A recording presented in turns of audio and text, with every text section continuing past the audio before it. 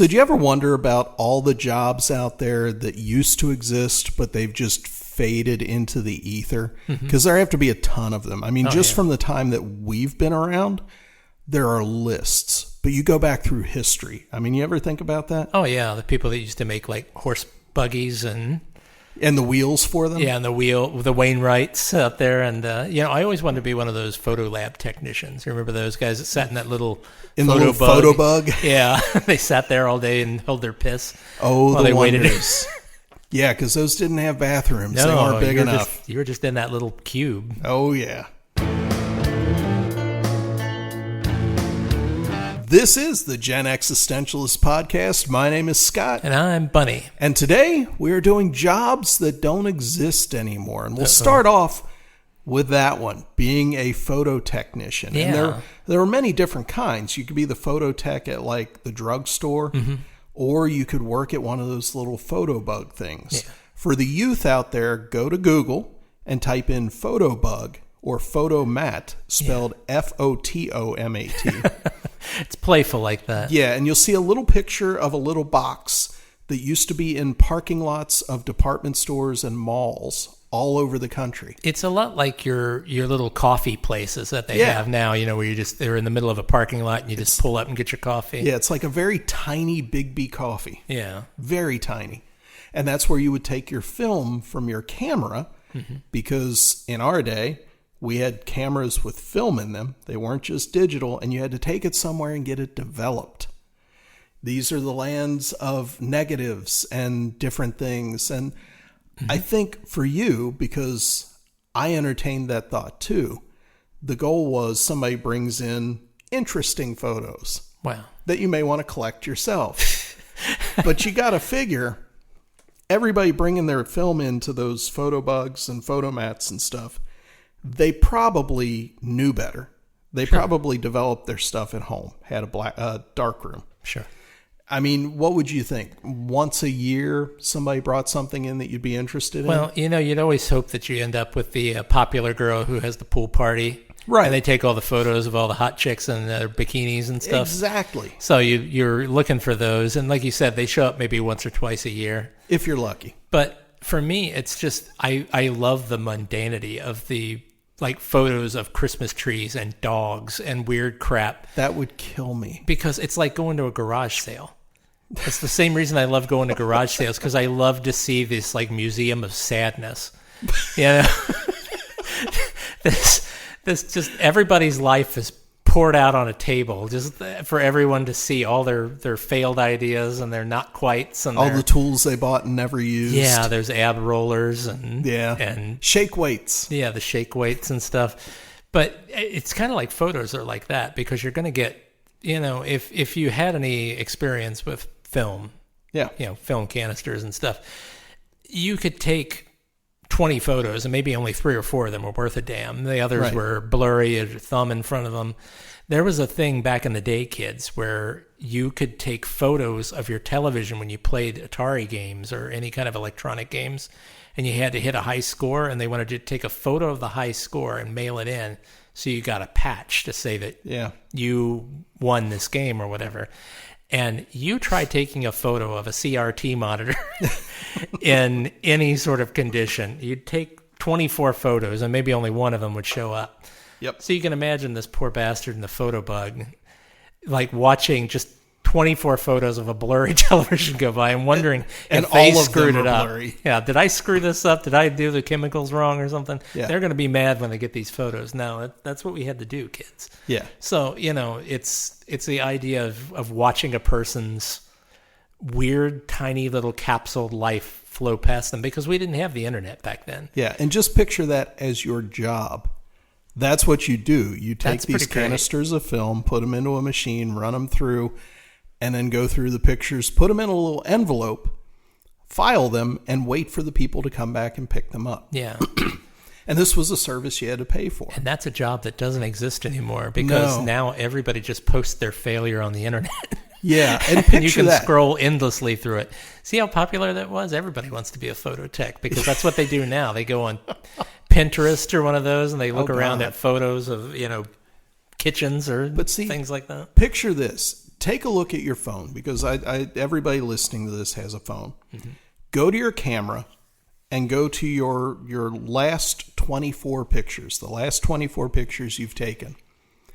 That is a roll of film that you would have had to pay to develop. How many of those pictures would you want to keep, print it out, and in an album? Because that's what we used to do too. You'd print them out and put them into an album. Yeah, you had to pay for all this too. You had to pay for the film, you had to pay for the service, the developing. Yeah. Then you had to pay to have them blown up if it's decent enough to put in a frame. Yeah. Then you had to buy the frame. I've got thousands of pictures just on my phone, not counting the stuff I've got on computers and external hard drives. I have 12 photos on my phone right now. I've got a ton. And there are maybe 20 that I would feel like they're worth printing out and keeping. Because, I take multiple pictures of the cats. No good reason. Just, I see the cats and they're laying in a cute position. I take a picture of it just because cats. And sometimes I'll scroll through at lunch and they'll make me happy. If you were Alf, you'd do the same thing. Except you'd be taking photos of your food. Yes. Like food bloggers do. Yeah, exactly. We're just tying it all back around. But yeah, jobs that don't exist anymore. What about record and video store clerks? You remember when they used to have record shops and video stores? Video store clerks don't exist anymore. Record store clerks have come back. Yeah, there are a few. And I won't go into that again. Record stores died. They should stay dead. I'm happy with the death of vinyl. The fact that it's come back just irritates me. But back in the day, and I haven't been in any of those stores because I don't have a turntable. I've got no reason to go in. But I remember back in the day, before record stores died, and they've come back, that it was a cultural mecca. Oh, yeah, definitely. And one of the best things, because I worked through high school and college at Record Alley in Erlanger, Kentucky. And it was, without a doubt, the best job ever. To the point where if the store still existed and it closed when I was 22, 30 years ago, if it still existed, I would still be working there. Hey, there you go. I would find a way to still be working there because it was the best job ever. Because all kinds of people came in. Like I said, cultural mecca. Goths, new wavers, heavy metal kids, country western folks, disco folks, all kinds of different people coming in looking for tunes. And it was great. People would pick a used CD. Hey, can I listen to part of this? Yeah, pop it into the stereo. Give a listen. I learned so much about music, not only from the people I worked with who had a collective knowledge, just an enormous knowledge of music, but people that came in, because people come in, they buy a new album by their favorite band, they wanted to talk about it. It was wonderful. And the fact that went away made me sad. So I'm almost talking myself into going into a record store. There you go. Because suddenly the yearning is back, like to be in that kind of atmosphere again. See, I never worked in a video store, but I had friends who worked in video stores, and they speak the same way about it. Yeah. It was just the visual stuff there. So they were always watching stuff about movies. Yeah. They met all sorts of people. They met families, kids, the whole bit. I mean, I met one of my girlfriends worked at a video store. Yeah. And that's how it's a great way to meet people back then. So that you go and you browse the shelves and you find people in your section, the section you like, whatever it is, and you chat them up about horror movies, you chat them up about romance movies, whatever your section is. Yeah. And it was a great little cultural touchstone. It was like the marketplace where everybody went to kind of meet and mingle. Yeah. So yeah, that's a job that I think is sad that it's kind of gone. But, once again, the internet has replaced that as well. Sure. People just buy their crap on Amazon or Spotify or Apple Music or whatever it is. They don't think about, they don't really browse. I think that like music, like streaming sites and like video streaming sites, or if you're buying a DVD and stuff like that, I think there should be a clerk check. I think you should have to get into a chat with a record or video store clerk before you're allowed to stream or purchase. So that, if you're going to get something that I don't like, I can sneer at you, in derision as I ring up your purchase. I think it'd just be nice if you had more incentive to browse. Yeah. You don't really have the incentive to browse that you had at a record shop. Yeah. Or a video store where you just wandered through sections that you're not normally interested in, but something might catch your eye, a fancy cover or something. I used to. Mm-hmm. I used to buy stuff based on the cover, stuff that I'd never heard. And of course, we got promo stuff in all the time. So I could pop something in that we got from a record company and listen to it and go, I love that, and buy it when it came out. But, one of my favorite bands, Manic Street Preachers, we got a promo in of a 5-song EP that they put out, and it was just sitting there. Popped it in. Oh my God, that's great. It was the Stay Beautiful EP. Turned me on to them. They're still one of my favorite bands. Mm-hmm. And you don't get that anymore because you can't just walk into places and have a store playing a promo over the stereo. Sure. Things like that. Everything's very compartmentalized now. It's kind of like, well, I'm a goth, so I only listen to goth music, or and the algorithm only feeds me goth music because that's what I mostly listen to. Yeah, so you don't really get anything wild and out of left field. So other jobs, we've hit photo lab techs, record and video store clerks. Are there still travel agents? There are, but they're very specialized. I know there are companies out there that just specialize in like Disney vacations. Oh. So you go through. So you get to pay a travel agent on top of paying to go to Disney, and you're fully bankrupt by the end of it. Yeah, they set up your whole itinerary for you. Yeah, you're done. Switchboard operators. Gone. Pretty much. I don't think that exists anymore. Are there still mailroom clerks? There are.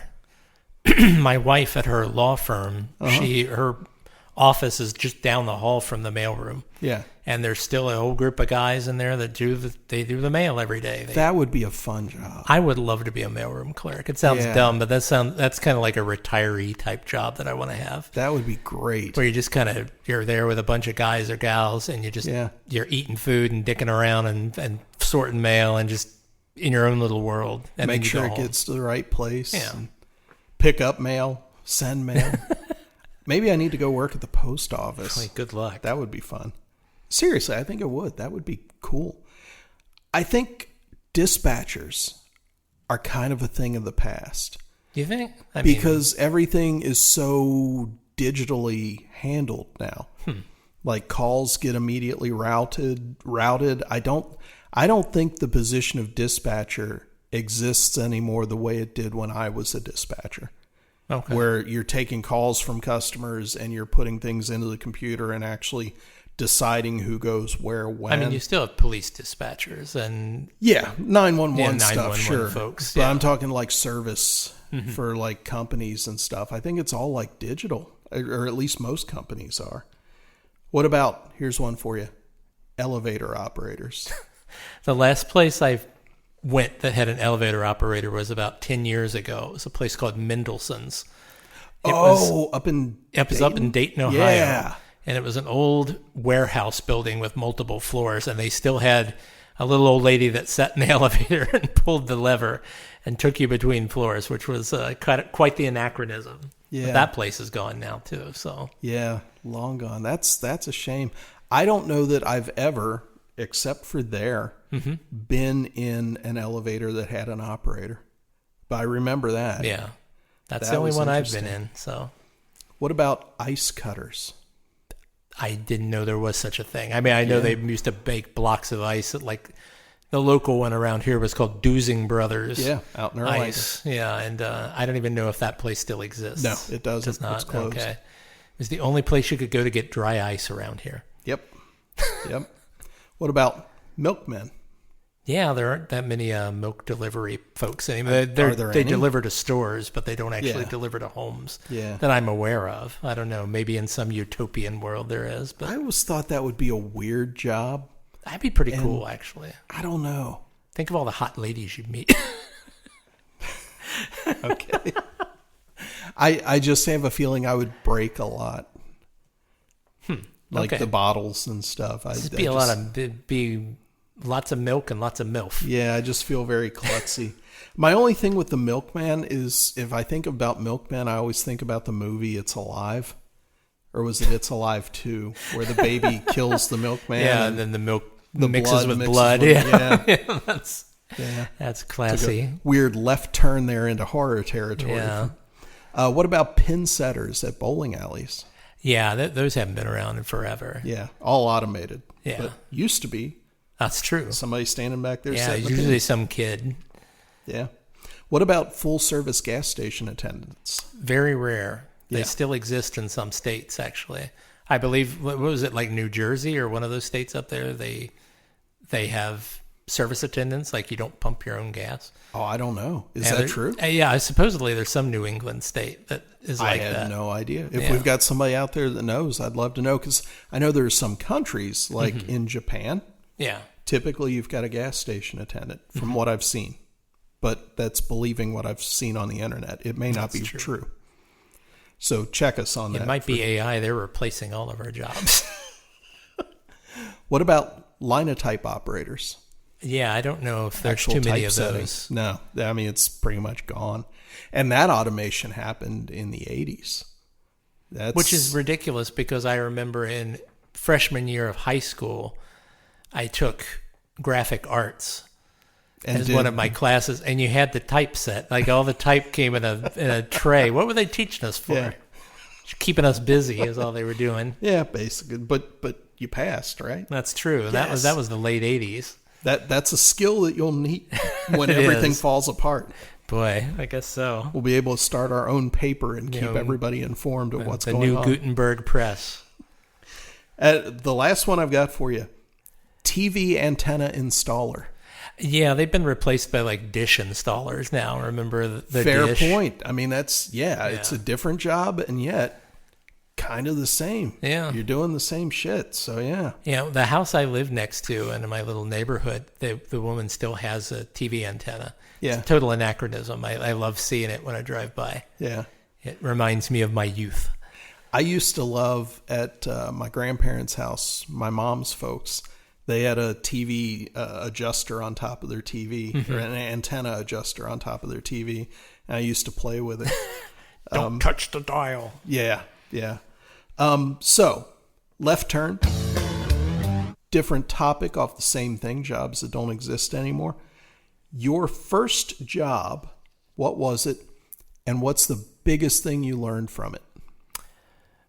And it's got to be actual job, not like cutting grass, stuff like that. Okay, my first job was a busboy at a country club. Yeah. They still exist. Apparently, busboys still exist. What did I learn from it? I learned hierarchy. Really? Pretty quickly there, like social hierarchy. Yeah. And that it's one big club and I ain't in it. Ooh, okay. Gotcha. So, yeah. How about you? What was your first? First actual job where I got a paycheck was slinging frozen yogurt at TCBY, the country's best yogurt. I could still make you a tray of yogwiches pretty quick. I loved yogwich. Could still make you one of the sundaes and stuff. I have a question, and I don't want to put you on the spot or anything, but what does TCBY stand for? The country's best yogurt. The country's best yogurt. That's it, huh? Yeah, that was it. Well, there you go. I learned something new today. Yeah, that was it. That's what I learned from your first job. It was, I'm not sure what, here's what I learned from it. And it's something that I have espoused for years, but I think that's the first place that I actually saw it in action, is this simple couple rules for life. Show up on time, do your job, and you're going to be a superstar. Even if you don't really put in a whole lot of effort, if you can just show up on time and do your job, that's first jobs for you there. You will be a superstar, because I ended up as a supervisor. There you go. In high school. Well, at the TCBY. I mean, it didn't really require much. I mean, we had a manager of the store. Her name was Brenda. She was fantastic. But just the fact that I always showed up on time, always got stuff done, always counted the tray down properly, always took care of the toppings and stuff. Everything was clean when I left at night. Worked with some great people there too. But that's all it took. Like literally show up, which not everybody was able to do the job. Not everybody gave a shit enough to do the job. If you just do that, you'll be successful. It was pretty simple. Welcome to McDonald's. Yeah, and occasionally you have fun and you play baseball with a toilet plunger and the ice in the back room and stuff like that. All sorts of entertaining things could happen. But it was a good job. It was a good first place. And good deal. Went from there to Record Alley and never looked back. Huh. So let's throw this out too, because obviously we both had excitement at our first jobs. Sure. From a job perspective, is there value in boredom? Of course. And I think we touched on this with like the Fotomat job, which would just be mundanity. That would be boring for you. Yeah. Slow shifts, learning patience, doing the same thing for hours on end. Is there value in that? Of course. How so? Of course. I mean, in those downtimes is when you develop personal skills. You develop charisma. You learn to make friends. You talk to people in different departments. I mean, we were friends with the cooks and the dishwashers and the hot waitresses and the maitre d' and guests that were perpetual drunks that stayed in the bar like all day long. Playing cards. Yeah. Old ladies that were abandoned by their husbands while they went out to play golf, and I would chat them up and we'd get big tips. That's, there's a sort of give and take that you learn from the boredom. And plus it gives you a chance to hone your skills too. Yeah. You're doing repetitive things over and over again. It becomes second nature. Yeah. You get faster at your job. Well, and you get better at your job. So, yeah. And, like, at Record Alley, I never let stuff pile up. If I bought a bunch of used CDs or cassettes, I got them priced, I put them out, made sure everything was done. And I did homework at the counter. Mm-hmm. And sometimes I talked about what I was reading or what I was writing at that time to people that came in that were customers, which was especially interesting when I got into college. And I was like reading philosophy textbooks and getting into conversations about that with people that just came in to buy the new Depeche Mode CD and stuff like that. But there was also that downtime where you could do other things. Is there, I guess, an illusion of freedom in having a job like that? Like mental freedom because the job doesn't take a whole lot. I think at our age, most of us have been in a professional position. Mm-hmm. Yeah. Where we're responsible for something, or we're a supervisor or a manager, or we run our own company. Something where the buck stops with us. Yeah. And I think there's always, at least with me, there's this sort of romantic idea of just being able to go back, like you said, work in a mailroom. Yeah. Where my biggest duty is to be there on time at 5 a.m. or something, and to put the mail on a little cart and roll it down the hallways when nobody else is there, and drop it on desks or drop it in slots, and just kind of have that freedom, have a cup of coffee, talk to the other guys, take it slow, and then by noon or whatever, I'm out. I'm on with my day. How wonderful would that be, just to not have to think about your work when you came home? I am yearning for it right now. That sounds wonderful. I've worked from home for so long, my office is literally right next door to my bedroom. Yeah. So when I can't sleep, at night, sometimes I'm compelled It's too easy. Wander into there and get more work done and just do more stuff. And then I work late. And then some nights when my wife isn't home on time, or she's working a little later, or she's got an engagement after work, I work a little longer, and I end up working 12, 15 hours a day, sticking around. Or I sit in front of the computer, which is even worse, waiting for work to come in. So it's like I'm even preoccupied with just sitting at a desk, even though I work from home. Yeah. That I'm still kind of chained to this desk psychologically because of the past. When I worked from home, I did a pretty good job of separating. Like if I was on my normal work hours, I was in there working. Mm-hmm.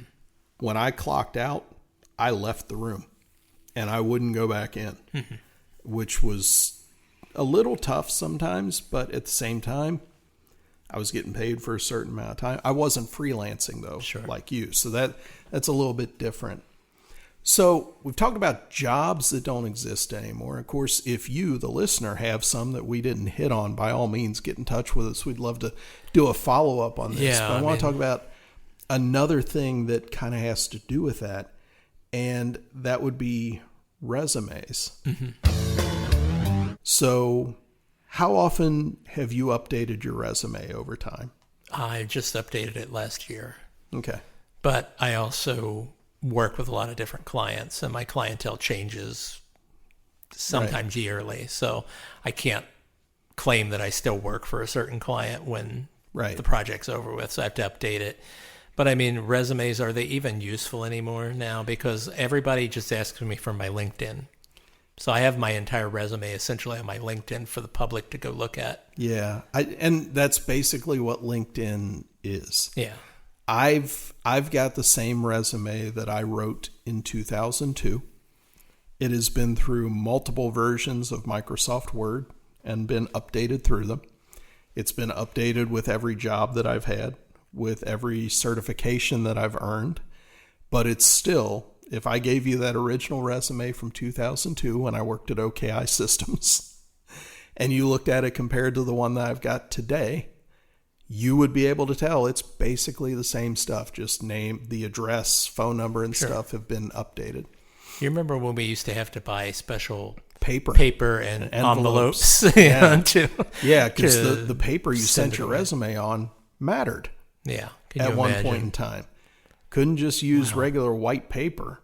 Had to be something different to stand out. Now, I will say I worked at a television studio at one point in the past, and someone who was bucking to be a client sent their client resume in, for us to pick up their work. Yeah. But they sent it in on a sheet cake. They had the entire resume written out on a sheet cake. And we didn't pick them up, but we did enjoy a large free sheet cake for the afternoon. So that was probably the most inventive resume I've seen in my travels. Yeah. That was back in the 90s. So I think one of the things today would be, and I think that we've both probably felt this. I changed jobs about a year and a half ago, and I'm pretty sure that the recruiting structure did this, is that AI looks at resumes and applications now before any recruiter ever does. And everything is sifted and shifted, and it's based on the language you use. So 2 questions from that. Do you think that's a good thing? And number 2, do you update your resume and kind of finagle it to fit with whatever you might be applying for? I don't know if it's a good thing or a bad thing. I just know that I've sent out numerous resumes last year. I won't name how many, but a ridiculous amount because I'm looking for some more full-time clients. Yeah. And I received 2 responses. Wow. From hundreds of resumes. Now, and I know AI is like a big force field that just disintegrates things upon arrival, if it doesn't meet the criteria. So I've gone to the point now where I have AI write my cover letters and my resumes to tailor them to the businesses. And I basically put in their job ad. Yeah. And I tell AI to analyze this, write it like I give a shit, and then, tailor my resume to their expectations. Now, it hasn't worked. I don't know. Maybe it's not working. Maybe these AIs are in on the big gag. Who knows? Yeah, and that's the weird thing, that you haven't had success with that, because I would think... I thought I'd just go to the mountain instead of being Muhammad and say, hey, why don't you just bypass all this AI frippery for me? But it doesn't quite work. I don't know. I think there are just so many people out there right now competing for clients and jobs. For a few jobs, yeah. I mean, I noticed that a lot of editing gigs you think, okay, video editing, it's not completely uncommon nowadays because everybody has the capability of being a video editor, right? Due to technology, but it's a strange niche, and there will be hundreds, if not thousands, of people have applied for each one by the time I see them. Yeah, so you're thinking there's that many people out there editing that are looking for gigs. So yeah, maybe it's the economy, maybe it's the environment. I don't know. Wow. Well, what do you think about AI and resumes? I think the number of them, and I'm not actively looking for a new job now, but I'm still, I never turned off the thing on LinkedIn or on Indeed, so I just still see who's looking. Mm-hmm. And it's funny to me that there are a couple companies, at least here locally, that always seem to have safety jobs open. Mm-hmm. And it just kind of makes me go, yeah, the fact they're always looking means it's not someplace I probably would ever want to go. True. And it's just interesting. But I also see, I think on LinkedIn, it'll tell you like about how many people have applied or how many people you went to school with that have applied, that kind of thing. And so I've seen those numbers too. Yeah. And it's a little disconcerting because it makes you wonder about the human touch.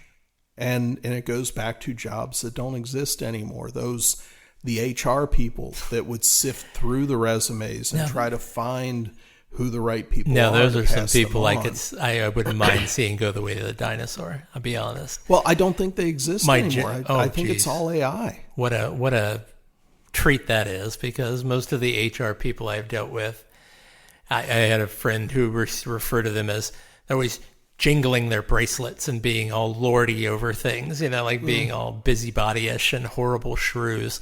And I will say the majority of them that I've run into, it pretty much fits. The stereotype fits. They're not the most pleasant people. And hey, if AI could take that over, be my guest. I've met plenty on both sides. I know. I think it all there are a depends few on the good ones person. out there. I think sometimes if it's left to AI, I think companies miss seeing the right people. Sure. When they come through. And an experience that happened, I won't say to who recently, was company was looking for a person in a new safety position. This was recounted to me. And they had 3 people come in, did the group interview, led to a couple moving on to the next interview. And of those 2, it got to a different level where other people were involved that had more specific, strict things that they wanted. Sent those 2 back. They weren't the right person. One of the other people got through and actually ended up getting the job. And it makes you wonder, like, if there were those certain things that you wanted, why didn't you ask questions related to that 3 or 4 steps earlier? Sure. To sift through differently? Because if that's the case, you may very well have missed the best of the best candidates. Mm-hmm. And I worry about that anytime you automate something that is so intensely personal. Yeah. Like adding a member to your team, adding the person with the right knowledge and qualifications. So I don't think AI is good or bad in this case, but I do think it probably creates more misses than it gets you hits. Sure. That's just kind of my take on it. Well, we are entering the era of slop commodity, as I like to call it. Slop commodity. Slop commodity is basically people are just generally happy with any content that comes out. As long as it fits a criteria or a niche. Fair. It doesn't have to be good quality. It doesn't have to even be accurate. Yeah. It just has to get eyeballs. Fill the gap. Yeah, exactly. So I do think that AI is eventually going to come for everybody who has a job where you sit and do something. Chances are, unless you're doing someone's nails or something, sitting, you are going to be replaced eventually. Maybe not right away, but maybe in the next 10 years, your job will be replaced by an AI algorithm or by one person doing the job of 20 or 30 people. Someone to engineer the prompts behind that. I think a large part of my job will be. Mm-hmm. And that's why I hesitate to use AI, because I don't want to train the AI to do my job. Yeah. But I mean, I think we're staring down the barrel of what Wainwright's, easy for me to say, and, horse buggy whip people, and stable boys. So we're staring down at the end of the, at the beginning of the 1900s. So what do you think the top jobs are today that in 10 years will have gone the way of being AI? Oh, I think all of your editors' jobs, like not just video editors, but like copy editors, and that will all be gone. Yeah. I think a lot of authors and writers' jobs will be gone. I think AI will be writing like journalism. Yeah. AI will be writing newsprint. It'll be writing magazines. I think it already is. Yeah, I think it is too. Yeah. It'll be writing scripts for movies and TV shows, all that stuff. All of your children's books and stuff will be authored by AI, I believe, a lot of it. I think artists' jobs will be out for a lot of... It's a lot easier to have artists or photographers, and AI replace them. Yeah. It's a lot more affordable for people. So I think those jobs are going the way of the dinosaur eventually. I honestly believe a lot of therapist jobs will be mowed over by AI therapists. Really? And I honestly believe that today in the medical world, that when your doctor comes in and gives you a quick checkout and then walks away afterward, I guarantee you they're using AI. They're putting in what you said in their notes, and they're getting AI to spit out what they believe the problem is, and then they print it out. You get all those really boring printouts when you leave the doctor's office about, here's your condition, blah, blah, blah, blah, blah. It's all canned crap that they get from some Metapedia somewhere, That I honestly believe this because I've put in my own conditions to AI and gotten exactly the same or better responses from AI than I've gotten from actual clinicians or physicians. Yeah. It's pretty terrifying to think that, but hey, I mean, if you can get an AI robot like a Star Trek situation that can do 90% of the work for you, and it just needs humans to pull triggers and push buttons. Feed it. Yeah, I mean, then by all means, because... Yeah, I mean, and that's the thing. Don't get me wrong. I'm fine with AI if it comes in the form of like C-3PO or R2-D2. I'm not sure I'm okay with AI in the form of like the Star Trek ship's computer. Really? Yeah. I think that's much more pleasant. I think it's less so. You can't fuck it. I mean, you can't a humanoid robot. I mean, of course, but I mean, I don't know. It's like you said, a lot of the arts and things. At what point do you lose the humanity to the AI? We had talked about, in a completely unrelated discussion, we were talking about countries not having replacement birth rates and how there's this huge scare that, it's terrible if they don't replace themselves. We have to immigrate people in to replace them because they're not replacing themselves fast enough. And how maybe that's not a bad thing to let the world rest for a little bit, let a race rest for a little bit, let a nation rest for a little bit. I honestly think that when AI comes in and drops what we call AI slop, all the slop art and all the slop video and the slop writing and all that. It'll make you appreciate the human version more. Yeah. I mean, the cream rises to the top, as Macho Man once so eloquently put it. Oh, yeah. It always rises to the top. And for those of you listening, Bunny just did the hand motion. You have to. The Randy Savage hand motion cream with of the crop. It was both wonderful and disconcerting. I'm a product of my time. And that's the way it's going to be. I mean, there's always been a market for artists. And writers and stuff and there's a big market for junk too. Sure. And that's where that AI slop comes in. Yeah. There will be rich people and artisan lovers and hipster douchebags in the future that are all about, I just want the true human art. I want that human touch. And that'll be the market there. And that'll be people that are actually really, really good artists. Because right now, and you've talked about it before in the past, it's a mediocrity marketplace right now because everybody cult of the amateur. Yeah, cult of the amateur. Everybody's a photographer because they have a camera on their phone. Yep. Everybody's an editor because there's an editor on their phone. Yep. Everybody's an artist because they can use Photoshop and they can use everybody's a songwriter because they've got a home studio. Yeah, and they've got Suno and other AI things doing the music for them. And like you said, there's always going to be a market for crap.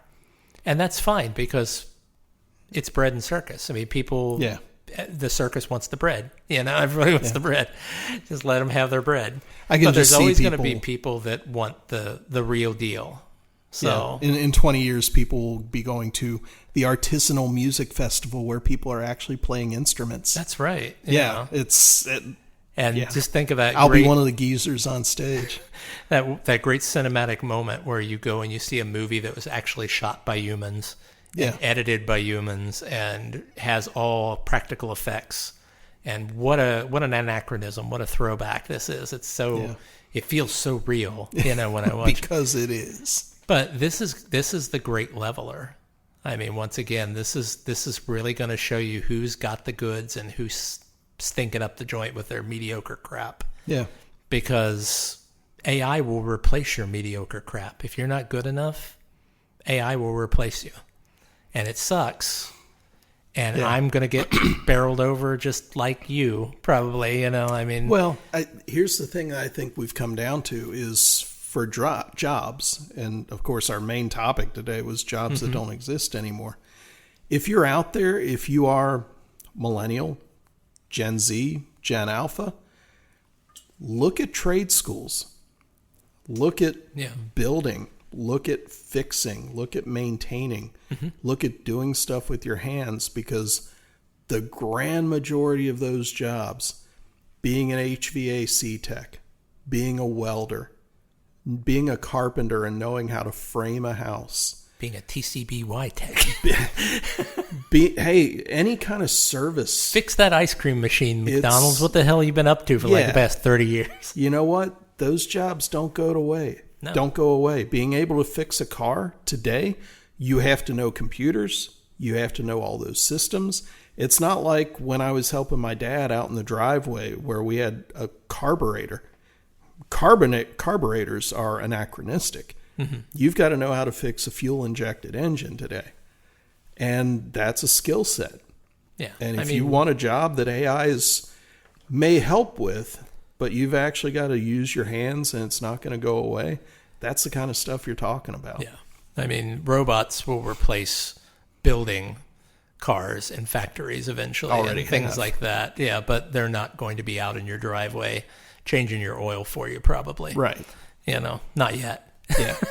And when they do, let me know, because I need one to change my oil. Until we get to the point where we've actually got Astromechs. Yes, there you go. And on that note, this has been the Gen Existentialist Podcast, talking about jobs that don't exist anymore. Thank God podcasting is still a job that is here now and will be here for the next 1,000 years, I'm sure. I know. We'll never be replaced. Let me tell you, there is an AI program out there right now that will create an entire podcast for you.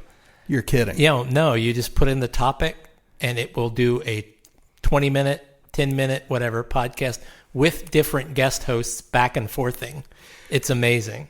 So I hope we're here again next week and we haven't been replaced by the Gen X AI bots, but just in case we are, thank you all for listening. We appreciate it immensely, and we hope to see you next week. Until that time, my name is Scott. And I'm Bunny, and I'll still be bringing the non-PC stuff for you so you know it's really us. And I'll be trying to rein him in. Have a good one.